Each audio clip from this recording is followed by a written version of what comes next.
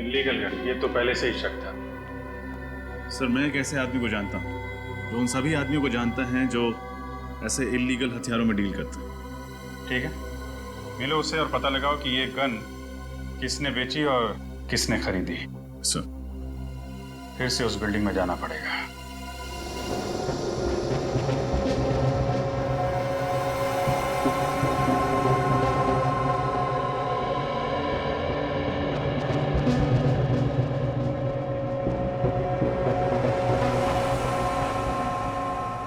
बच्चों ने कहा था कि शूटर यहाँ पे ऐसे खड़ा था खिड़की में।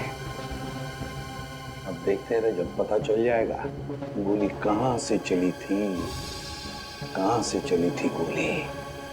ये मैनिक्विन में 28 डिग्री का छेद बनाया है ना? Yes sir. और ये लेजर बीम कब लगेगा? ये लीजिए पूरी।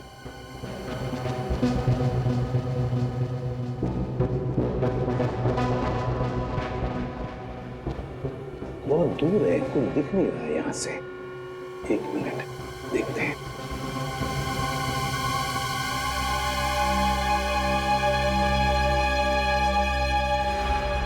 रजत, मिल गया। लेजर का लाइट वहां पे गिरा है, उस छत पे। रजत, गोली यहीं कहीं से चली है, यहीं कहीं से। Yes sir. सर हाँ, ये देखिए यहां से पुतला बिल्कुल साफ दिखाई दे रहा है। हाँ बिल्कुल साफ दिखाई दे रहा है। मतलब रजत, गोली यहीं से चली है। रजत, स्टेल्स को अच्छी तरह से ढूंढते हैं, कोई ना कोई सुराग, कोई एम्प्टी शेल तो जरूर मिलना चाहिए।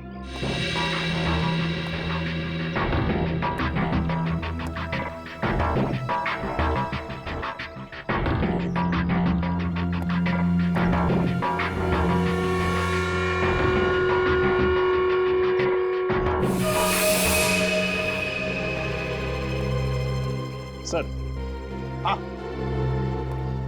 बुलेट शेल तो नहीं मिला, लेकिन ये पानी की बोतल और ये खाने का पैकेट मिला है। खूनी का हो सकता है, यहाँ बैठकर इंतजार कर रहा होगा। सर ये इस बिल्डिंग का वॉचमैन। नमस्ते साहब। नमस्ते। ये बताओ, क्या छत पर तुमने किसी को आते हुए देखा, बड़ी सी बैग लेकर? नहीं साहब। तो फिर ये खाने की चीज और पानी की बोतल कहाँ से आई? साहब ये मेरा ही है। कल मेरा नाइट का ड्यूटी था और आज दोपहर का भी ड्यूटी है, इसलिए मैं घर नहीं गया था साहब, यहीं पर आकर सो गया था। तुम नीचे कब गए?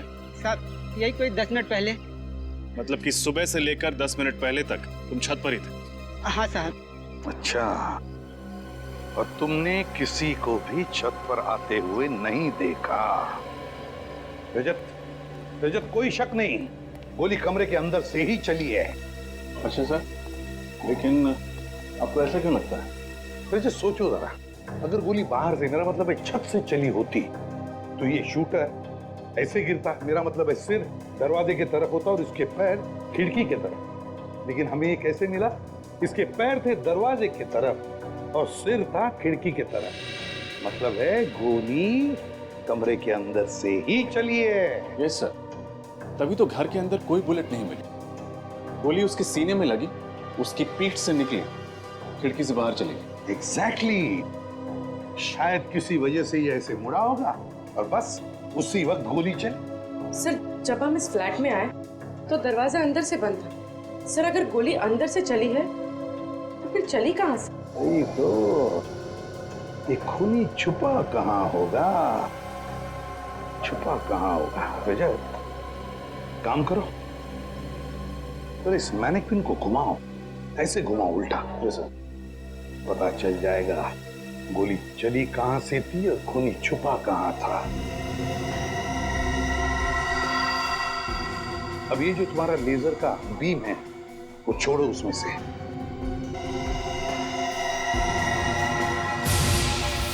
माय गॉड, सर लेजर तो स्पीकर पे जा रहा है। उतारो स्पीकर को और खोलो।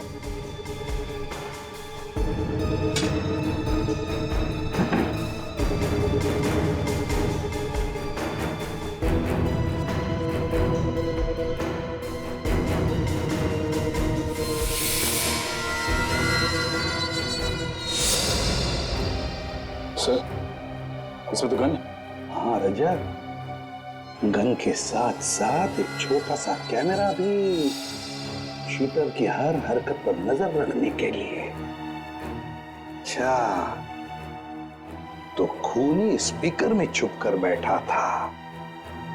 जैसे ही शूटर किसी वजह से मुड़ा, खूनी ने उस पर गोली चला दी।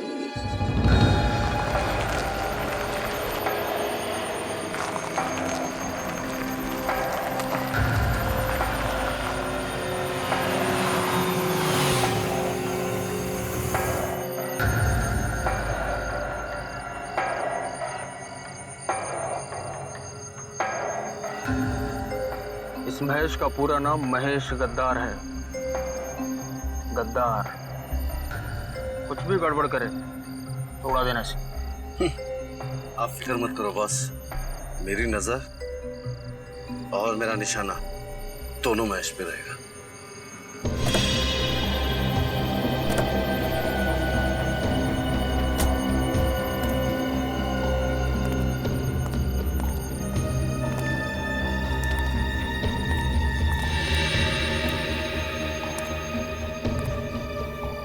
माल लाए मेरा। मैं जुबान का पक्का हूँ महेश बाबू।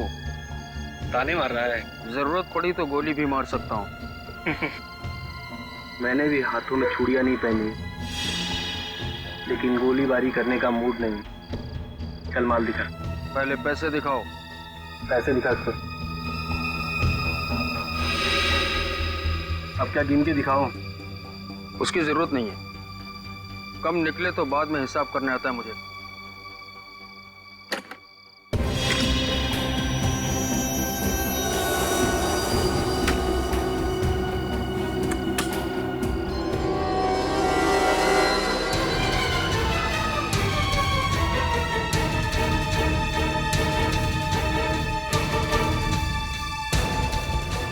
क्यों केवल जी? होशियारी नहीं, वरना इस गन के अंदर जितना भी लोहा है तुम्हारी खोपड़ी में उतार दूंगा, समझे? पूर्वी, फोटो दिखाओ इसे।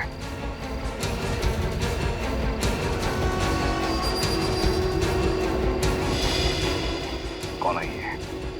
जानते हो कौन है ये? नहीं सर, मैं से नहीं जानता। मैं पहली बार देख रहा हूँ सर। अच्छा, पहली बार देख रहे हो। और ये गन? गन तो पहचानते होंगे, है? नहीं?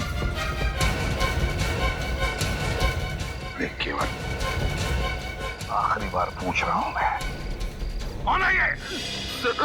सर ये आदमी भिकू है। भिकू? हाँ सर, 3 महीने पहले ये मुझे मिला था। अच्छा, तब मैंने इसको ये गन बेची थी सर। और बताओ इसके बारे में। सर, इसने मुझे खुद कांटेक्ट किया था और उसके बाद फिर मैं इससे कभी नहीं मिला। पहली और आखिरी बार मिला था सर। अच्छा, पहली बार मिला और तुमने गन बेच दी इसे? ना जान ना पहचान, गन बेच दी? हाँ? कहाँ रहता है ये भिकू?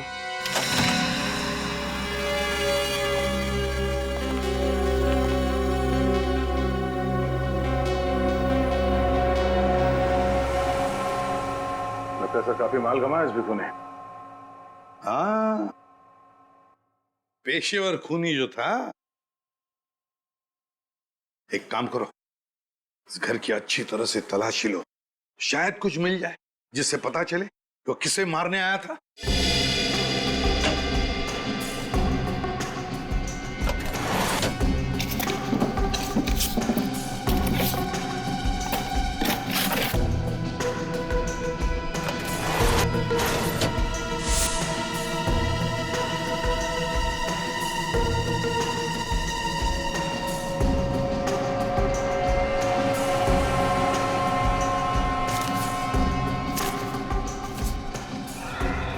सर, सर ये अलग से 4 नंबर्स लिखे। सर भिकू ने ये 4 नंबर इस डायरी में क्यों लिखे होंगे? नहीं तो इससे पहले कि देर हो जाए पता लगाना पड़ेगा ये चारों नंबर किसके हैं। शायद भिकू इन्हें मारना चाहता था। ये रिग देख के तो ऐसा लगता है कि खूनी ने खुद अपने हाथों से ही फिट किया है। हाँ सर, और ये गन पे छोटा मोटा कैमरा लगा हुआ है। फ्रेडी, इसी कैमरे से तो वो देख रहा था कि गन के सामने कौन आ रहा है। और ये रिग रिमोट से ऑपरेट होता है, जिसके जरिए इस गन को ऊपर नीचे, ये देखिए, दाएं बाएं में घुमाया जा सकता है। बात साफ है, खूनी कहीं दूर बैठा था और दूर से ही उसने बीकू का शिकार किया। मगर खूनी उस फ्लैट में घुसा कैसे? ये रिग वगैरह लगाने में तो काफी टाइम लगा होगा। किसी ने देखा कैसे नहीं उसे? बिल्डिंग के वॉचमैन से भी पूछा, उसे भी कुछ नहीं मालूम। और सर बिल्डिंग के मेन गेट पर जो सीसीटीवी कैमरा फिट है उसकी पूरी फुटेज चेक की, लेकिन कोई भी ऐसा आदमी नहीं दिखा जिस पर शक किया जाए। कहीं वो फेस बदल के तो नहीं आया? इलेक्ट्रिशियन, दूध वाला, पेपर वाला, फेस बदल के अंदर आया, ये रिग फिट किया और निकल गया। किसी को शक भी नहीं हुआ। कुछ पता चला बीकू को कॉन्ट्रैक्ट किसने दिया था खून करने का? सर भीकू के घर से जो डायरी मिली है उसमें 4 लोगों के फोन नंबर्स मिले। कौन है ये लोग? सर नाम है मनीष, रितेश, विक्रांत और हिता। चारों बिजनेस पार्टनर्स थे। किस चीज का बिजनेस है इनका? सिक्योरिटी इक्विपमेंट का सर। ये लोग सिक्योरिटी एजेंसीज और प्राइवेट बिल्डर्स को इक्विपमेंट सप्लाई करते थे। लेकिन सर, इस तरीके का बिजनेस करने वाले इन लोगों के फोन नंबर्स एक कॉन्ट्रैक्ट किलर के पास कैसे? या तो इन चारों ने किसी की सुपारी दी होगी या फिर किसी ने इन चारों की सुपारी दी होगी बीकू को। सर एक और बात पता चली, इन चारों में से एक पार्टनर मनीष, 1 महीने पहले ही उसका खून हुआ। कैसे खून हुआ इस मनीष का? सर मनीष एक कॉफी शॉप में बैठा हुआ था जब किसी ने उस पर गोली चलाई। पुलिस रिकॉर्ड्स के मुताबिक 9mm की स्नाइपर राइफल की गोली थी। सर कॉफी शॉप में ही मनीष ने दम तोड़ दिया। स्नाइपर राइफल की गोली? मतलब ये चारों पार्टनर्स बीकू के निशाने पे थे। मनीष को तो उसने मार दिया, बाकी बचे इन 3 पार्टनर्स में से किसी को मारने के लिए उस फ्लैट में घुसा होगा। मगर किसको? सर उसी रास्ते पे जो ज्वेलरी शॉप की सीसीटीवी कैमरा की रिकॉर्डिंग है उसको श्रेया चेक कर रही, शायद कुछ पता चले। सर अच्छा सर, ये देखिए, ये आदमी कब से एक ही जगह पर खड़ा है और बार बार अपनी घड़ी चेक कर रहा है। हाँ सर, ऐसा लग रहा है जैसे ये किसी का बेसब्री से इंतजार कर रहा है।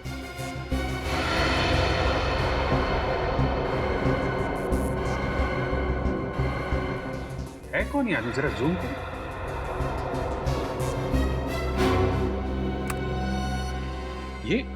ये तो उन चारों पार्टनर्स में से एक है ना, विक्रांत।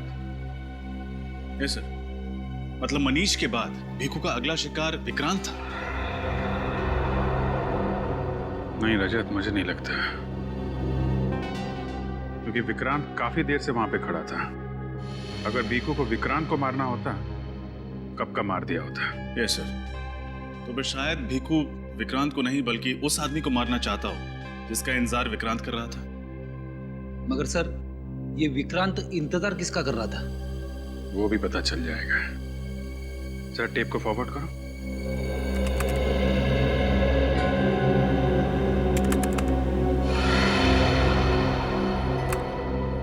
रितेश,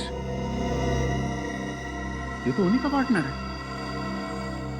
मतलब विक्रांत ने पहले एक पार्टनर मनीष को मरवाया और उसके बाद दूसरे पार्टनर रितेश को मरवाना चाहता।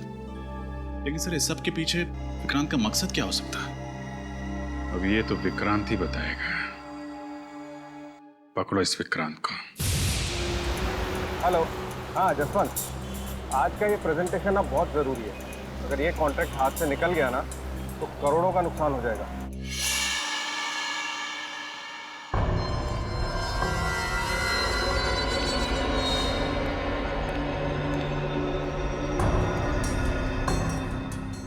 मैं ऑफिस पहुंच रहा हूँ, बस गाड़ी पार्क करके मैं ऊपर आता हूँ।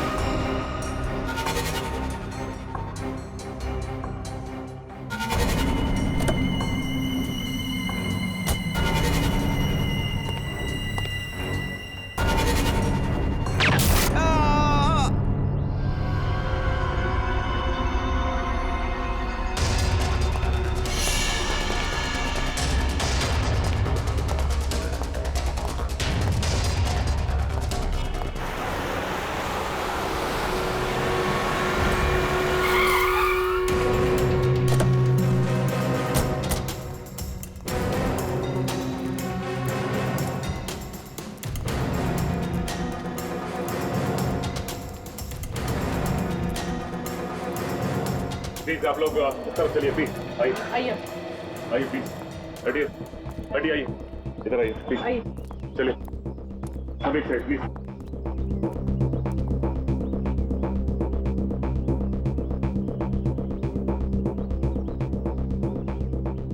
जरा पलटाओ पलटाओ इसे।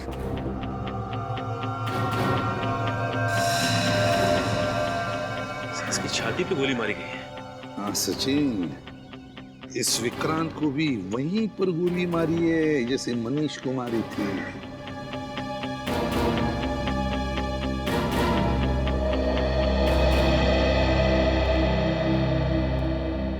एक बात बताओ, किसी ने कुछ देखा? क्या हुआ ये? सर मैंने देखा था सर, विक्रांत सर जैसे ही गाड़ी से उतरकर ऑफिस की तरफ जाने लगे तो गोली लगी और यहाँ गिर गए। अच्छा, किसने गोली चलाई देखा तुम लोगों ने? आपने किसी को भी यहाँ से बड़ा सा बैग लेके जाते हुए या लेके आते हुए देखा क्या? नहीं सर। अच्छा चलो, गोली चलने की तो आवाज सुनी होगी किसी ने? नहीं सर। अरे नहीं? अच्छा, विक्रांत का ऑफिस कहाँ पर है? उस तरफ है विक्रांत जी का ऑफिस।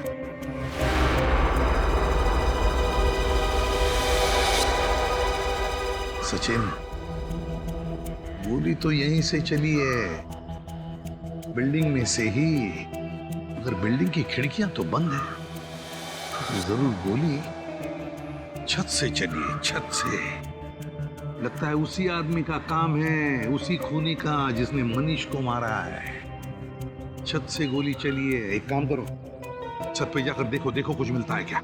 और बिल्डिंग में जितने भी लोग हैं उनसे पूछताछ करो, पूछो उनसे क्या किसी ने किसी अनजान आदमी को बिल्डिंग में आते जाते हुए देखा है क्या? हाँ? सर, हम जिसे खूनी समझ रहे थे उसी का किसी ने खून कर दिया। वही तो हम सोच रहे थे कि विक्रांत रितेश को मारना चाहता है, या तो विक्रांत को ही किसी ने मार दिया। सर,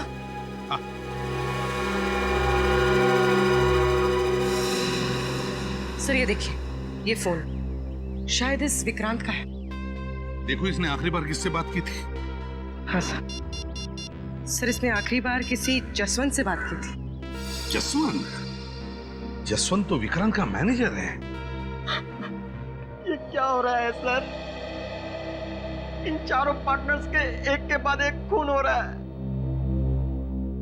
एक बात बताओ जसवंत, विक्रांत इस वक्त ऑफिस में आने वाला था, ये और किस किस को पता था? वो तो हर रोज 10 बजे आते हैं सर, ये तो सारे स्टाफ को पता है। आखिरी बार तुम्हारी बात हुई थी विक्रांत के साथ? जी सर। क्या बात हुई थी? सर वो तो एक प्रेजेंटेशन के बारे में बात कर रहे थे। प्रेजेंटेशन? और कुछ नहीं? जी सर। किसी पर शक है तुम्हें? किसने किया होगा ये? ऐसा कौन हो सकता है सर? मैं किस पे शक करूं जिसने मेरे पार्टनर विक्रांत को मार दिया? सिर्फ विक्रांत ही नहीं, कोई ऐसा आदमी है जो तुम चारों का दुश्मन है। क्या? हाँ, वो तुम चारों को खत्म करना चाहता है। लेकिन सर, मेरी तो ये समझ में नहीं आ रहा है कि हम चारों ने उसका क्या बिगाड़ा है। वो हमें क्यों मारना चाहता है? कल तुम और विक्रांत एक बिल्डिंग के नीचे मिलने वाले थे, है ना? हाँ सर। वहां भीखू नाम का एक शूटर तुम्हें निशाना बनाने वाला था, तुम्हें, मगर किसी ने उसे ही मार दिया। क्या? भीखू मुझे मारना चाहता था? हाँ, हमें लगा था कि सबके पीछे विक्रांत का हाथ है और उसी ने भीखू को तुम्हें मारने का कॉन्ट्रैक्ट दिया था। नहीं नहीं सर, ऐसा नहीं हो सकता। विक्रांत मेरा पार्टनर ही नहीं था, मेरा एक अच्छा दोस्त भी था। आपका चौथा पार्टनर मिस्टर हितांक फिलहाल कहाँ पर है? वो तो पिछले 1 महीने से शहर से बाहर गया हुआ है। उसके पिताजी की तबीयत खराब है। कब आने वाला है? उसने कहा तो था कि वो जल्द से जल्द लौटने की कोशिश करेगा। कुछ दिन पहले तुम्हारा एक्सीडेंट हुआ था, है ना? जी हाँ सर। क्या हुआ था? 5 मई को मैं अपनी बीवी और बच्चे के साथ एक पार्टी से वापस लौट रहा था। गाड़ी का टायर बीच में ही फट गया और एक्सीडेंट हो गया। उस एक्सीडेंट में मेरी बीवी और बच्चे तो मर गए, लेकिन मैं पता नहीं कैसे बच गया। अचानक टायर फटा कैसे? दरअसल मेरी गाड़ी पर किसी ने गोली चलाई थी। वो गोली गाड़ी के टायर पर लगी और टायर फट गया। गाड़ी बहुत स्पीड में थी और मैं उसे कंट्रोल नहीं कर पाया, बस। अच्छा, क्या तुम्हारा कोई दुश्मन है? मेरा मतलब है कोई बिजनेस राइवल? नहीं नहीं सर, मैं जानता हूँ कि बिजनेस में कॉम्पिटिटर्स होते हैं, राइवल्स होते हैं। मुझे नहीं लगता कि हमारा कोई दुश्मन होगा। सर, हाँ, बिल्डिंग की छत पे से मुझे ये बुलेट का शेल मिला है। 9 mm shell, long range rifle का शेल नहीं है। सर फिर तो एक बात पक्की है कि खूनी ने विक्रांत पर छत से ही गोली चलाई है। हाँ पूर्वी, हमारा शक सही निकला। जिसने मनीष पर गोली चलाई उसी ने विक्रांत को भी मारा है, उसी ने विक्रांत पर गोली चलाई है। सचिन, खूनी को किसी ने आते जाते देखा बिल्डिंग में? सर मैंने सारे ऑफिसेज में चेक किया, लेकिन किसी ने भी उसे नहीं देखा है। पर सर ऐसे कैसे हो सकता है? वही तो, कहीं से तो घुसा होगा वो बिल्डिंग में, कहीं से तो घुसा होगा। सर बिल्डिंग के सेकंड फ्लोर पे रेनोवेशन का काम चल रहा है और मजदूरों का आना जाना लगा रहता है, इसलिए बिल्डिंग वालों ने पीछे का रास्ता खोल दिया उनके लिए। बस तो वहीं से घुसा है वो, शायद बेस बदल कर, और फिर अपना काम करके भगदड़ का फायदा उठाकर भाग गया वहीं से। ये आदमी तो बहुत खतरनाक लग रहा है सर। हाँ, बहुत ही खतरनाक आदमी है वो। 3 खून कर चुका है वो। तुम भी संभल के रहना। तुम जहां भी जाओ किसी को भी पता नहीं चलना चाहिए। और सचिन, इनका चौथा पार्टनर हितांग, उसे कांटेक्ट करो और उससे कहो कि जैसे वो शहर में आए हमें इन्फॉर्म करें। सर रितेश अपने परिवार के साथ जब एक पार्टी से लौट रहे थे तब उनकी गाड़ी पर गोली चलाई गई जो टायर पे लगी। रितेश गाड़ी को कंट्रोल नहीं कर पाए और गाड़ी फांजा ब्रिज से नीचे गिर गई। इस एक्सीडेंट में उनकी पत्नी और उनके इकलौते बेटे की मौत हो गई, लेकिन वो बच गए। और ये एक्सीडेंट हुआ कब? सर मनीष के खून के 1 हफ्ते बाद। तो कहीं इस भीखू का हाथ तो नहीं है इस एक्सीडेंट में? सर मेरा तो रितेश पर शक पक्का हो रहा है। हो सकता है अपने परिवार और अपने पार्टनर्स का बदला लेने के लिए उसी ने भीखू पर गोली चला दी। हम अगर भीखू पे तो रिमोट कंट्रोल से गोली चलाई गई है और फुटेज में दिख रहा है रितेश विक्रांत के साथ मिलने आया था। अगर उसने कुछ किया होता तो हमें दिख जाता फुटेज में। अगर रितेश या हितांग ने भीखू का खून नहीं किया तो फिर किसने किया? कहीं ऐसा तो नहीं कि इनके किसी बिजनेस राइवल ने भीखू को कॉन्ट्रैक्ट दिया हो इन्हें मारने के लिए? इन चारों पार्टनर्स के बिजनेस राइवल के बारे में पता लगा है क्या? लगाया ना सर, मगर अभी तक किसी पर शक नहीं हो रहा है। लेकिन एक अजीब बात सामने आई है सर। क्या? इनकी फर्म को एक ऑर्डर मिला था, एक प्राइवेट सिक्योरिटी एजेंसी को माल पहुंचाना था, लेकिन ऐन वक्त पर ऑर्डर कैंसिल हो गया। तो उस ऑर्डर का इन पार्टनर्स की मौत के साथ कोई संबंध हो सकता है सर। ऑर्डर बड़ा था, करोड़ों रुपए का। ऐन वक्त पर ऑर्डर कैंसिल होने की वजह से इनको बहुत बड़ा नुकसान उठाना पड़ा था, बल्कि आज भी कंपनी कर्जे में डूबी हुई है। और ये ऑर्डर कैंसिल होने की वजह? सर वो तो पता नहीं चल पाया, लेकिन चारों पार्टनर्स के खिलाफ एक कोर्ट केस चल रहा है। और सर इसी टेंशन की वजह से एनुअल जनरल मीटिंग में उन चारों पार्टनर्स के बीच झगड़ा भी हुआ था। पता लगा उस कॉन्ट्रैक्टर ने अपना ऑर्डर कैंसिल क्यों किया था। शायद वहीं से हमें कोई नया सबूत या सुराग मिल जाए जो इस केस को सुलझाने में हमारी मदद कर सके।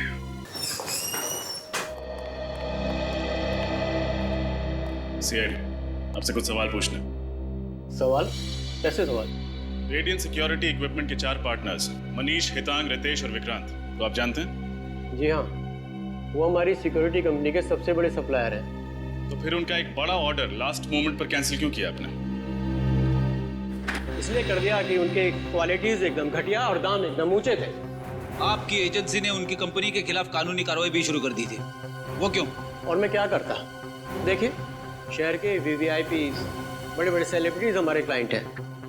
हम प्राइवेट बैंक्स को भी सर्विस प्रोवाइड कराते हैं, और इस घटिया क्वालिटी की वजह से हमारे कुछ क्लाइंट्स राइवल्स के पास चले गए और कुछ लोगों की तो मौत हो गई। ओह, यानी कि बात सिर्फ ऑर्डर कैंसिल करने तक नहीं है, बात बहुत आगे बढ़ चुकी है। जी हाँ, हमने इनके खिलाफ कोर्ट में केस दर्ज कर दिया है। इन चारों की लापरवाही और लालच की वजह से ये लोग मरे, हमारी वजह से नहीं। और अगर हम कोर्ट में केस जीत जाते हैं तो ये चारों के चारों जेल में सड़ेंगे। सर ये मामला तो और भी संगीन होता जा रहा है। शायद इसी वजह से कोई है जो चारों पार्टनर्स को मारना चाहता है। अच्छा, कोई और है जिसको ये करोड़ों का ऑर्डर कैंसिल होने से घाटा हो सकता हो, जिसको इतना नुकसान हुआ हो कि वो चारों पार्टनर्स को नुकसान पहुंचाने की सोचे? रेडियन कंपनी को फाइनेंस 2 ही लोग कर रहे थे, हर्षद और शांतनु। और ये डील कैंसिल हो जाने से उन्हें करोड़ों रुपए का नुकसान हुआ था। फिलहाल तो शक की सुई इन दो फाइनेंसियर्स हर्षद और शांतनु पर आकर अटक गई है। हो सकता है गुस्से में आकर उन दोनों ने इन चारों पार्टनर्स को मारने का प्लान बना लिया। श्रेया, इन दोनों फाइनेंसियर्स के बारे में सारी इंफॉर्मेशन निकालो। सर। हेलो, हाँ बोलो। क्या? ठीक है। क्या हुआ सर?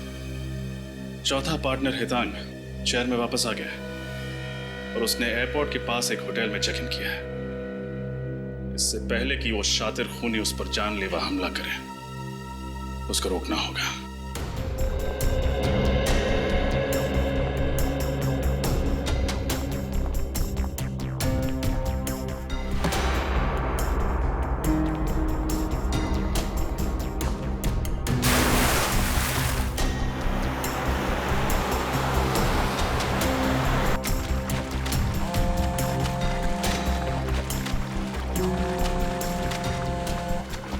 सर मैं लगातार मिस्टर हितांग का नंबर ट्राई कर रही हूँ, रिंग बज रही लेकिन वो फोन नहीं उठा रहा है। अच्छा, होटल के रिसेप्शन में बोलो, उसके कमरे में फोन कनेक्ट करके दें। सर मैंने वहाँ भी फोन किया था, लेकिन उनका कहना है कि मिस्टर हितांग अपने कमरे में ही नहीं है। कमरे में नहीं?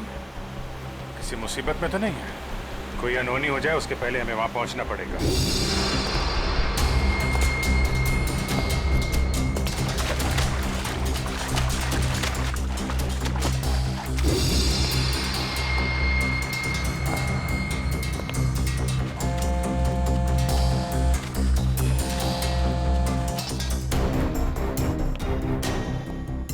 अरे सुनो, हाउसकीपिंग का सारा स्टाफ कहाँ है? मैं कब से उन्हें ढूंढ रही हूँ। मुझे मन्नू से बात करनी है।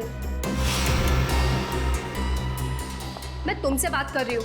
क्या नाम है तुम्हारा?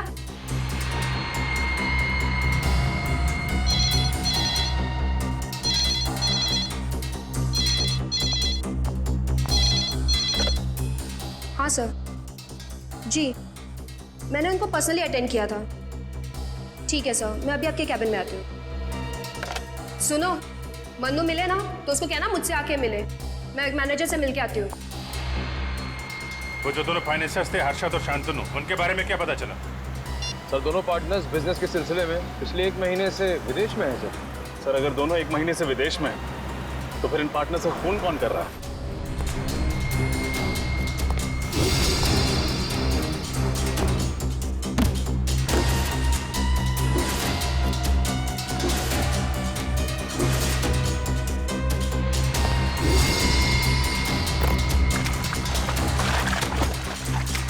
सर इस बिजनेस डील में 4 पार्टनर्स और 2 फाइनेंसर्स। हम शक किस पर करें?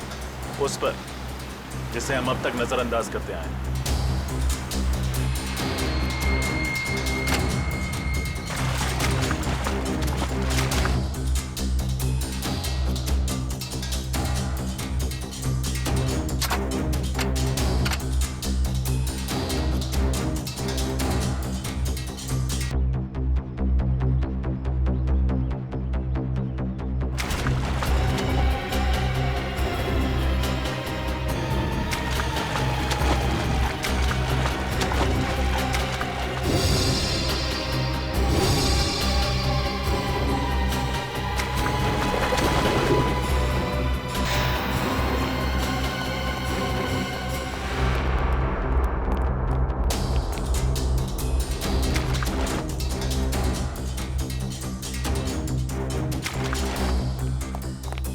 आपके गेस्ट मिस्टर हेतांग इस वक्त कहाँ हैं? आपने पहले भी फोन किया था उन्हें पूछने के लिए। आप ये बताइए कि वो इस वक्त कहाँ मिलेंगे? अभी थोड़ी देर पहले नीचे गए, शायद जिम में होंगे या स्विमिंग पूल के अंदर होंगे, हो सकता है रेस्टोरेंट में भी बैठे हों। अच्छा ये फोटो देखो, ये मिस्टर रितेश की। इनको आपने इस होटल में आते जाते देखा है? हाँ शायद थोड़ी देर पहले मैंने इन्हें होटल में देखा है। देखा है?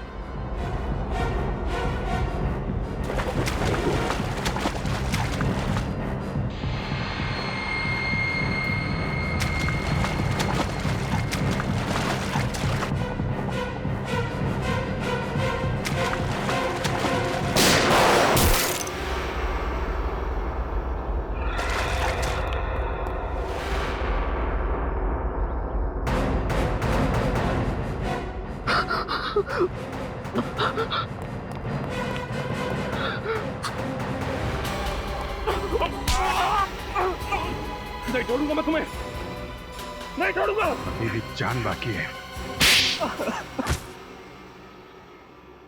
हाँ सर, हाँ, मैंने ही सबको मार दिया। क्यों? वो तो तुम्हारे बिजनेस पार्टनर थे ना, दोस्त थे तुम्हारे। दोस्त नहीं थे सर, ये लोग गद्दार थे। मेरी वजह से इन लोगों को लाखों करोड़ों का कॉन्ट्रैक्ट मिला, मगर इन लोगों ने मार्केट में हल्की क्वालिटी का जाली माल बेचना शुरू कर दिया। तो तुम पुलिस में रिपोर्ट लिखवा सकते थे। हाँ, जब तक मुझे पता चलता तब तक बहुत देर हो गई थी। कॉन्ट्रैक्टर ने हम पर क्रिमिनल केस दर्ज कर दिया था। मैंने अपना मुंह खोलने की ठानी, मगर इन लोगों ने उल्टा मेरा ही मुंह बंद करने की कोशिश की। जब तुमने चुप रहने से इनकार कर दिया तो उन्होंने तुम्हारा और तुम्हारे परिवार का एक्सीडेंट करवा दिया, जिसमें तुम्हारी पत्नी और तुम्हारा बच्चा तो मर गए, लेकिन तुम बच गए। हाँ सर, उसके बाद मैंने सोचा अगर मैं पुलिस के पास गया तो ये मेरे माँ बाप को भी मार डालेंगे, और इसलिए मैंने भीखू कॉन्ट्रैक्ट किलर को हायर किया। और उसे तुमने 4 लोगों के नाम और नंबर दे दिए, जिसमें से एक नाम तुम्हारा भी था। वो सबको गुमराह करने के लिए था। भीखू से मैंने केवल फोन पे बात की थी, उसने मुझे देखा नहीं था। कुछ पैसे मैंने उसके अकाउंट में ट्रांसफर कर दिए थे। भीखू ने सबसे पहले मनीष को कॉफी शॉप में मारा, और उस दिन जब वो तुम्हें विक्रांत को मारने वाला था, उसके पहले ही तुमने भीखू को उड़ा दिया है? जिस फ्लैट से मैंने भीखू को विक्रांत और रितेश यानी मुझ पर गोली चलाने के लिए कहा था, वो फ्लैट मेरा नहीं था, वो फ्लैट मेरे दोस्त का था। मैं उस बिल्डिंग में इसी का मैकेनिक बनकर दाखिल हुआ, और इसलिए मुझे कोई पहचान नहीं पाया। और भीखू के आने से पहले तुम उस फ्लैट में गए और वहां पे वो रिमोट कंट्रोल वाली गन लगा दी, जिससे तुमने भीखू को मार डाला। तुमने भीखू को बलि का बकरा बनाया ताकि लोगों को लगे कि तुम भी उसका टारगेट थे, और उसके बाद मैंने विक्रांत को खुद ही खत्म कर दिया। और अगर आज आप लोग टाइम पर नहीं आते ना सर, तो मैं इस हितांग को भी गोली मार देता। बदले की आग ने तुम्हें खुद मुजरिम बना दिया है। इस हितांग को तो उसके किए की सजा मिलेगी, लेकिन 3-3 खून करने के जुर्म में तुम्हें सिर्फ फांसी होगी, फांसी।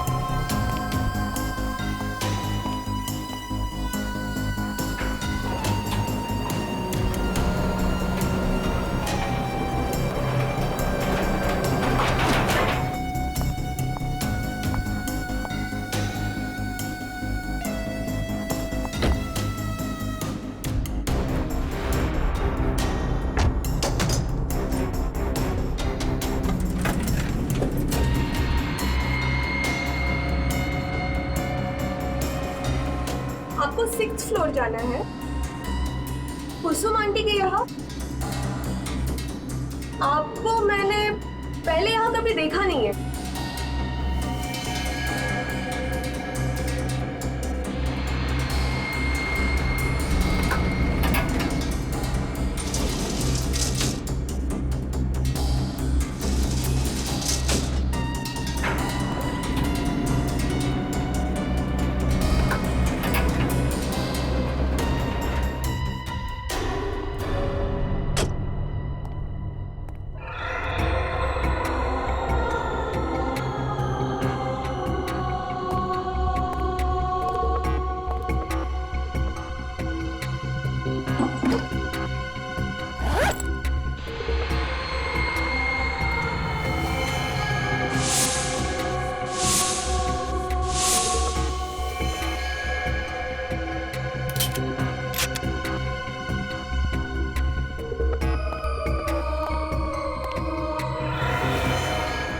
ऐसे धोखा नहीं दे सकती सोनम।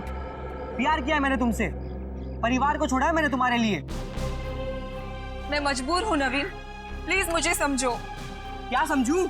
ये एक बेवफा से मैं वफा की उम्मीद कर बैठा। तुम्हारी जिंदगी नर्क बना दूंगा मैं सोनम, चैन से नहीं जीने दूंगा मैं तुम्हें। काट काट। अरे नवीन क्या कर रहा है यार?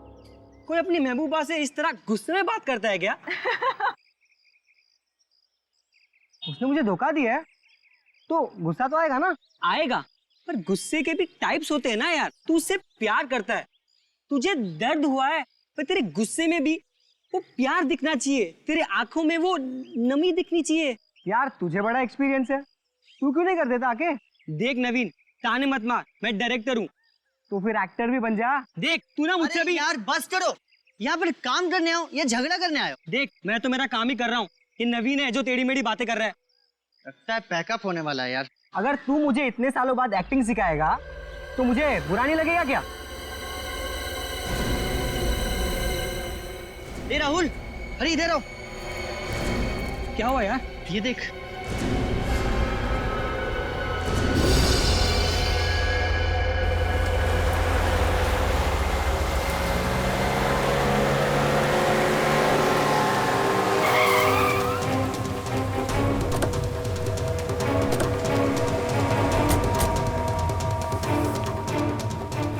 रजत, तुम सीढ़ियों से जाओ, हम लिफ्ट से आते हैं। हाँ?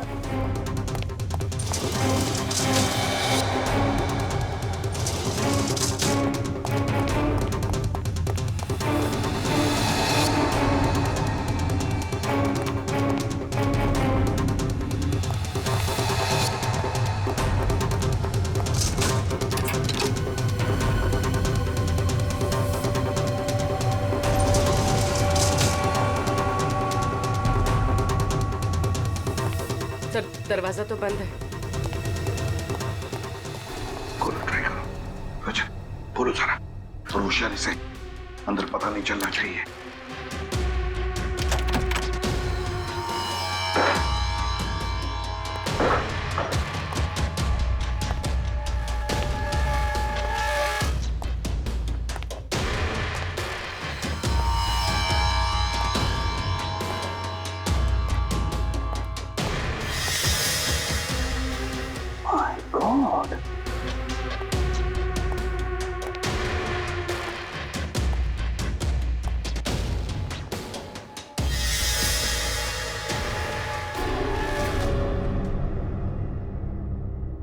सर ये तो मर चुका है। शूटर कोई किसी ने मार दिया। सर लेकिन जब मेन डोर अंदर से बंद था तो खूनी घर में घुसा कैसे?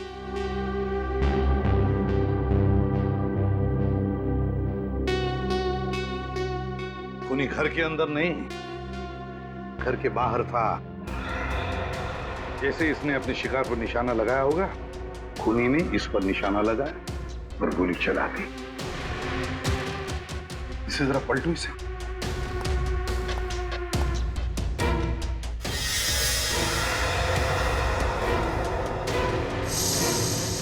गोली तो आर पार हो गई। अगर गोली आर पार हुई है तो गोली कमरे के अंदर ही होनी चाहिए। बोली ढूंढो जरा। सर एक बात समझ में नहीं आई। बच्चों ने हमें बताया था कि उन्होंने इस आदमी को यहाँ खिड़की पर खड़े हुए देखा था। तो अगर इसे बाहर से गोली लगी, इसे ऐसे गिरना चाहिए, मतलब इसके पैर खिड़की की तरफ होने चाहिए, लेकिन ये तो उल्टा गिरा। इसका सिर खिड़की की तरफ है।